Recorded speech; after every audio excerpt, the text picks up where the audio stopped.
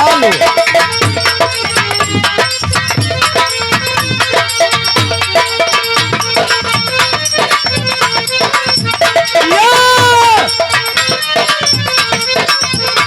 हालो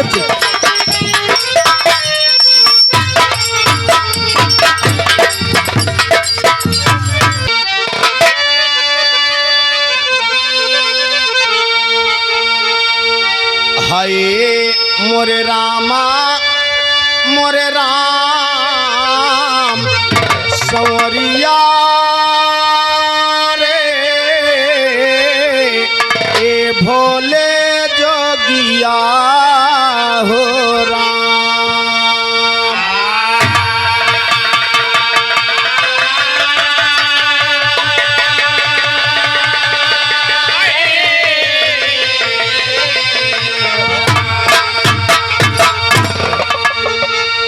परम पिता परमात्मा एक कण कण तेरा बा करन करावन हार प्रभु सब कुछ तेरे पा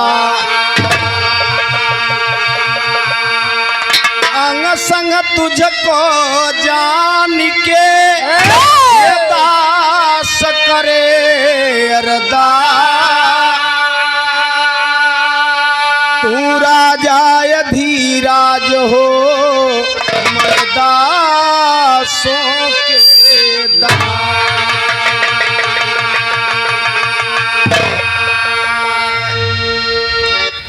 भैया हर जे मोटरसाइकिली पे और वहाँ चौतरा पर नेई पर बैठा हो वाह घर मलिकार का आदेश बा तना बढ़िया सुंदर व्यवस्था बा। आप लोग उठ के यहाँ चला आओ काका ने पूरा खोदत है रुमाल इतना सुंदर कान्हे पर रखे है लागत है काकी से नहीं बताया है काकी ज्योति और प्रेमचंदवा के भी रहा है रुदौली में। आओ आप बैठे यहाँ जितना श्रोता भाई खड़ा है बढ़िया से बैठ जाबा तो आपके देहे मोहे बिरहा लागे का बिट्टी का कहत रहू कहीं रास्तवा बिसर गया रहा का अपना तो जहाँ हो तो वहाँ रास्ता में नहीं ढेर बिसर गया था दिमाग लगाओ लागत था ना यह बरे अपना तो कहाँ गा तोहरे पिताजी से बात बराबर होत रहा बिरहा रुदौली के धरती पर होता अरे सॉरी दुगौली मोर भैया हरे क्षमा कर जा जल्दबाजी में कभों सेठान की जगह लोग ठसाइनौ कह देत है दूसरे के साइकिल पर मनई बैठा था तो इतना हैंडल डगर मगर करबई करत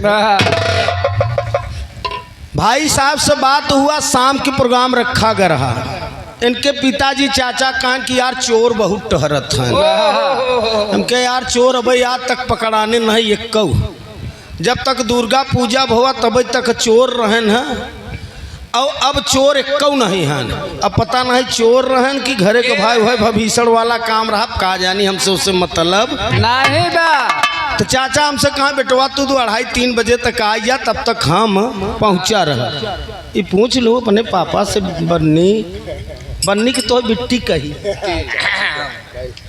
जो तो पसंद हो वही कही दी भाई हमारे यहाँ कहो कहो बन्नी को हथिन बिट्टी को हथिन कोस कोस पर बानी सवा कोस पर कोस कोस पर पानी सवा कोस पर बानी बदलत है तो कहबे का मतलब बहुत सुंदर भाव बहुत इनके हम प्यार सम्मान दे थे और कलाकारन का मतलब वही सम्मान दे चाहे तो हम जनबई करत हूँ हाँ घरे के बहन बिटिया हो सुंदर भाव रहा सुंदर गीत रहा आपके पिताजी से बात भी हम कहे पिताजी आप चाचा चला शुरुआत करे रहा हम थोड़ा हमारे नक्कारा वाले भाई ड्यूटी करे थे डेली बेस पर मोतीलाल नेहरू इंजीनियरिंग कॉलेज में इनके चक्कर में 20 मिनट लेट भय दाढ़ी बेचारी छूट गए नाच हाँ तो पुरनिया कहे हम दिन भरे घेरान अगर संझा मिल जाए तो का हेरा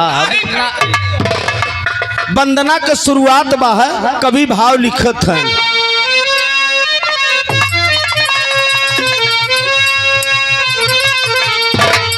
हे समर्थ परमात्मा ए निर्गुण निरंकार, तू करता है जगत का, तू सबका आधार। कण कण में है बस रहा तेरा रूप पार, तीन काल है सत्य तू, ये मिथ्या है संसार। घट घटवासी है प्रभु ये अविनाशी करता,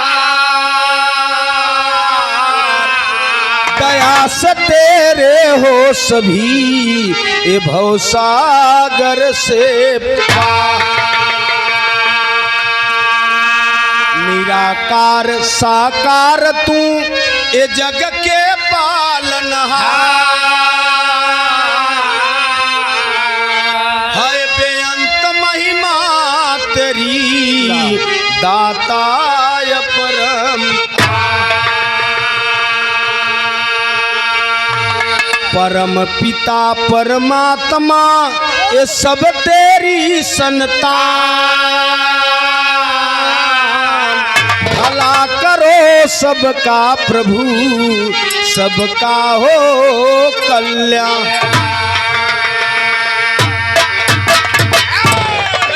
दो लाइन भैया माई के भजन बा, भजन से भाव बनत भक्ति को और छोर नहीं बा। काल हमार ज्ञानिक संगे भी रहा रतिया में कछवा बाजार से रचकी 4 किलोमीटर अबूत कहो कहो जाऊ तो कटका बाजार है, जब जाबू तो पता तो चल जाए। श्री 108 श्री अनिल महाराज रहन है, वो केवल सांस का दवाई पिया थे जकर सांसों सुभरत है एलर्जी। हाँ, दीपावली के दिना वो पियावत हैं बिरहा यह बरे करा रहे कि जौने जितना माताएं बहने भाई आए हैं दवाई पिए 4 घंटा उन्हें जागे के यही हम बच्चे जगाव रहे हैं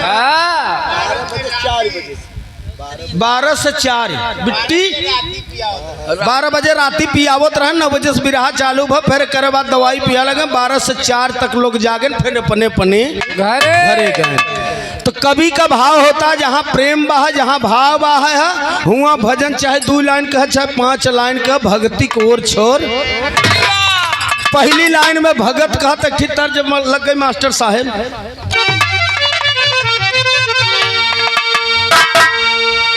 तो हूँ 50 से हाथ जोड़ के निवेदन बा, आजकल चैनल वाले बहुत निवली के लिखत हैं रेल दिया फलाने ने फलाने को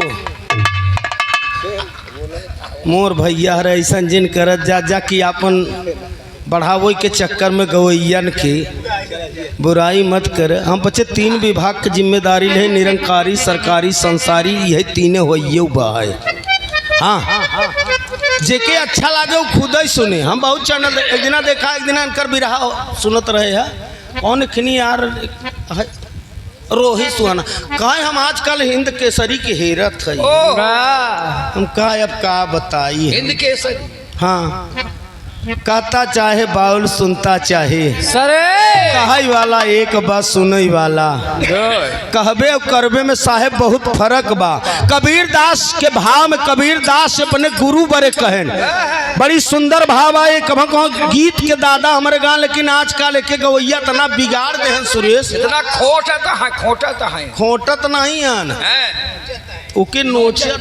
अरे बाप दादा गान कैसे भैया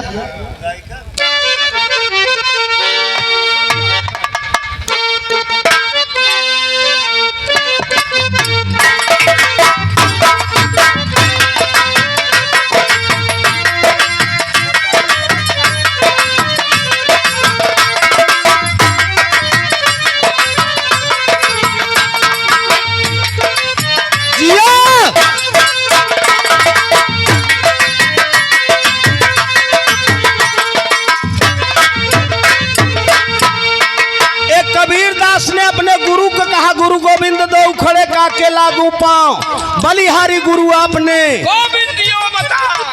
बिना गुरु को कोई पार नहीं हुआ है। एक आध तरह किताब रख दे और गुरु न रहे मास्टर न रहे तो अक्षर को पहचान के कराए बुधई घसीटे हरे करही कभी हो नहीं सकता मेरे दोस्त। कबीर दास ने कहा सैया हो तो है कैसे मनाई,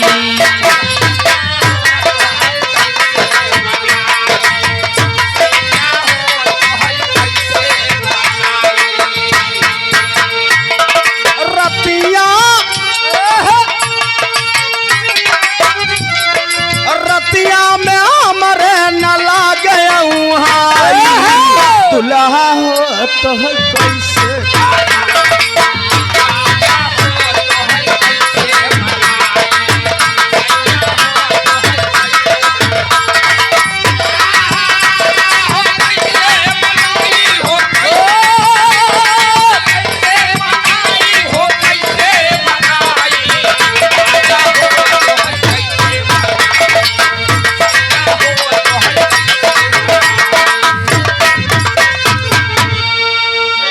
हमार तो हर समाज इतना बड़ा चलाक बा कि नगद पर जल्दी न जाए लेकिन नेवरके पर चला जाए पहले।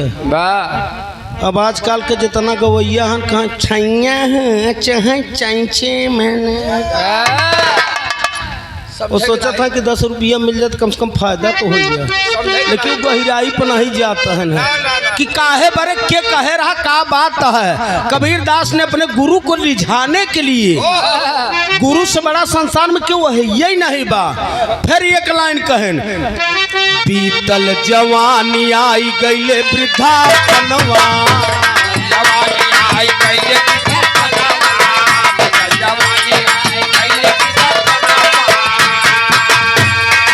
बहु से चेत कर हमरे सजनवा,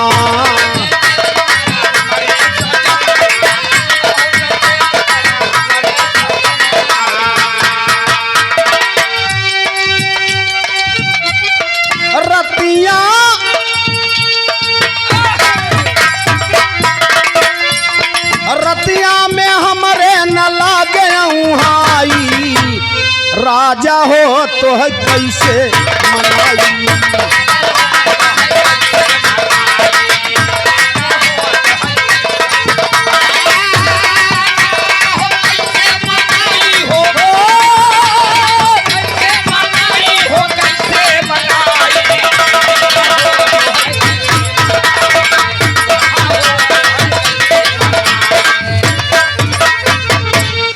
ये तो तर्ज रहा इसी भाव में भगत अपने गुरु माँ आदि शक्ति के चरणों में अरदास करता कि माँ जो काम दुआ से नहीं होता है वो काम दुआ से होता है, कामिल मुर्शिद मिल जाते हैं तो बात भक्ति को और छोड़ नहीं। भक्ति किया मीरा, भक्ति किया प्रहलाद, भक्ति किया भीषण परिवार से नाता। पहली लाइन में भगत भक्ति के भाव में मार साहब कहत का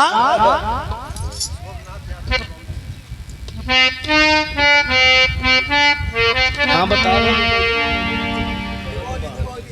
सेवा में श्रीमान धर्म के बड़े भैया हमारे शोभनाथ यादव बाबू दुगौली के धरती से 101 रुपया का पुरस्कार के सादर चरणों में नमस्ते प्रणाम बा। सब भैयन के चरण छू के पहलगी प्रणाम बा। पहली लाइन में भगत कहत मार साहब कहना बहाया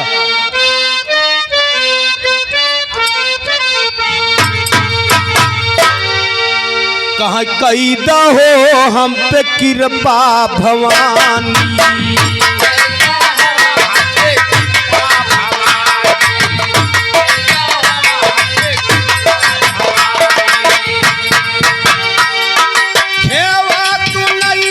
फंसी गहरे पानी, कैदा हो हम पे कृपा भवानी,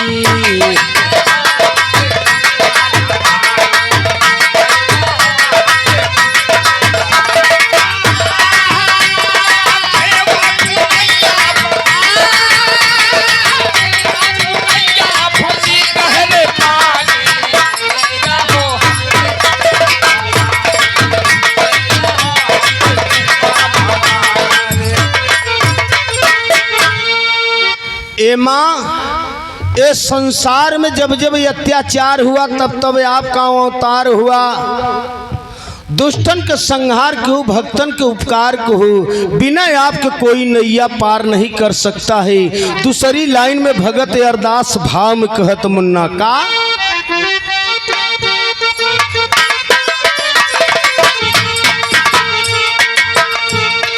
गहिरे नदिया समझ नहीं आवे,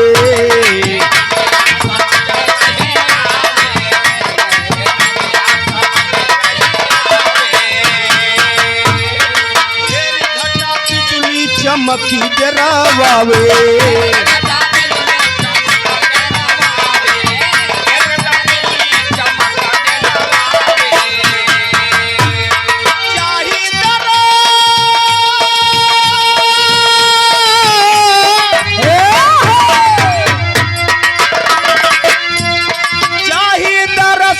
तू बुझ परेशानी, कैदा हो हम पे कृपा भवानी।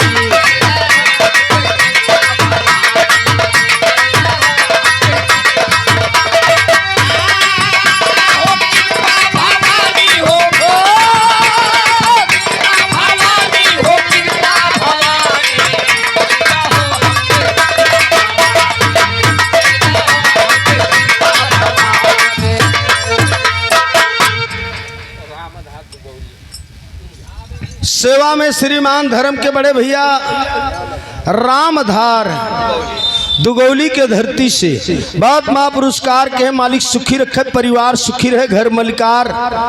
आप गौरी शंकर यादव PWD में कार्यरत हैं। नहीं माई खत्म है इनका। अच्छा आप PWD में नौकरी भी करत हैं। उनके माता जी के आज इस तरह में आप लोगन का दर्शन हुआ। सब भाई के नमस्ते प्रणाम बहा है, जो अगल बगल बैठा हो समाज में आए के बैठा आप लोगन के लिए गौरी शंकर भैया बहुत सुंदर व्यवस्था के हैं। मालिक सुखी रखे, परिवार सुखी रहे। दूसरी लाइन में भगत यही दर्शात और अरदास करत, न फूल बा न माला बा न अगरबत्ती बा है, माई तोहरे केवल चरणिये के का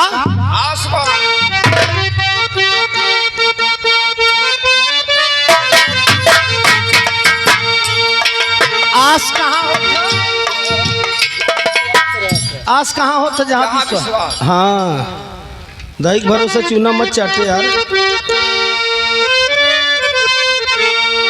कहना बहमार साहब, क्षमा कर पास नहीं पूजा कथा,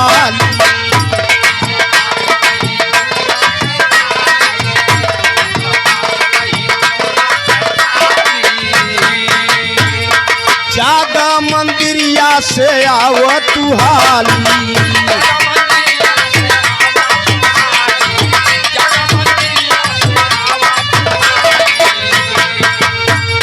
झरा झरा बरसे नयनवा से पानी, कैदा हो हम पे कृपा भवानी।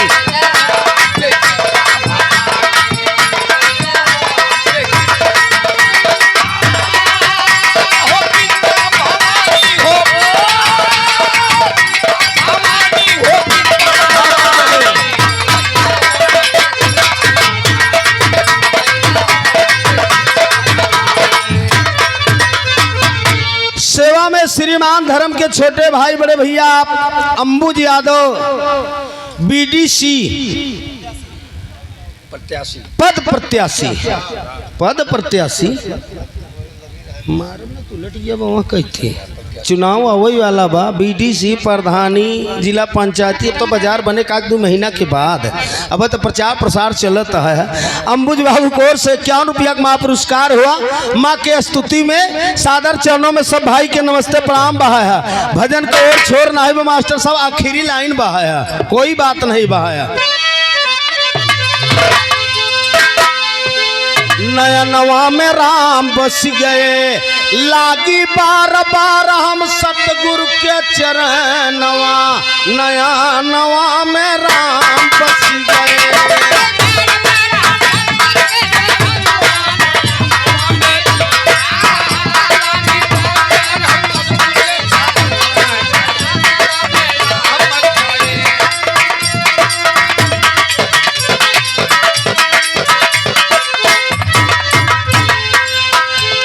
निराकार में सकती बाटे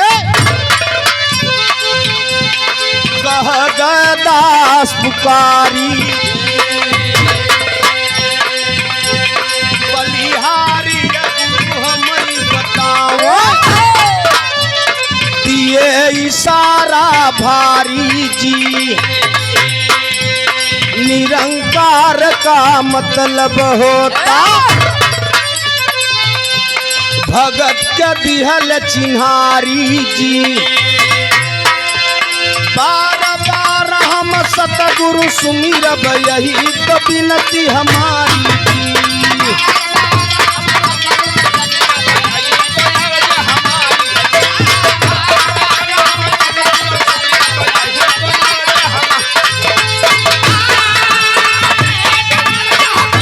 हेलो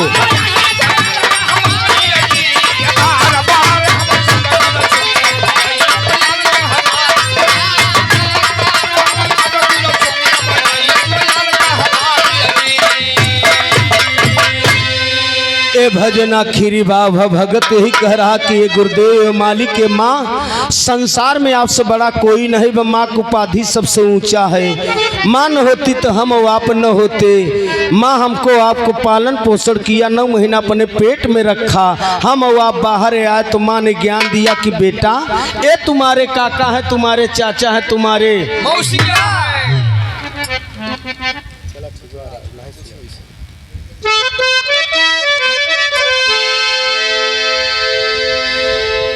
तो ये सब सतगुरु की बलिहारी हम पर दे तनज दुइया नयनवा में राम बस गए स्वर्गी राम कैलाश बाटई बाबई पर धिय नवा नया नवा में राम बस गए।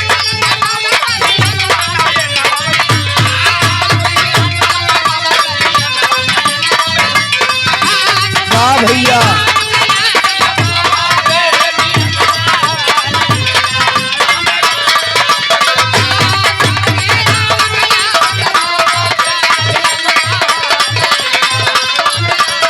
मोरे रामा